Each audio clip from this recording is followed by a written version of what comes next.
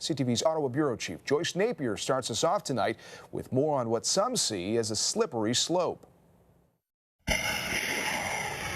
The Ukrainian government is calling it a terrorist attack. 3 rocket strikes on a residential building in Ukraine's Donetsk region, killing at least 15 people, with dozens still trapped. More evidence that those coordinated economic sanctions against Russia haven't hampered Moscow's offensive. It was all chaos. I was in shock, said this resident. I was all covered in blood. Western sanctions suffered a setback this weekend when Ottawa agreed to return turbines repaired in Montreal that have been tied up in Canada since those sanctions were imposed. Russia's state-controlled Gazprom saying it needs them to supply natural gas to Germany. We know that since sanctions are now broken once, they can be broken twice, 3 times, many times. And Ukrainians feel that now Russia has leverage. A leverage Moscow is using to threaten Germany and its neighbors that rely on Russian natural gas.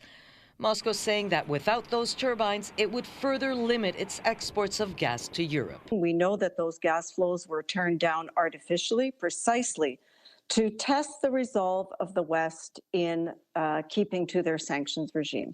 And what Russia now knows is that Canada and Germany blinked. In a statement issued yesterday, Canada's Natural Resources Minister said Canada stands with Ukraine, adding it will grant a time-limited and revocable permit for Siemens Canada to allow the return of repaired Nord Stream 1 turbines to Germany, supporting Europe's ability to access reliable and affordable energy. For some Canadians protesting today, Canada made the wrong move. All it does is it fuels the bank accounts of Russia, which they use that money to commit genocide in Ukraine. Other European countries, including France, that relies on Russia for 17% of its gas supply, are preparing for worst-case scenarios. Préparons-nous à la coupure totale du gaz russe. Let's prepare for a total cutoff of Russian gas, the French finance minister told an economic conference today.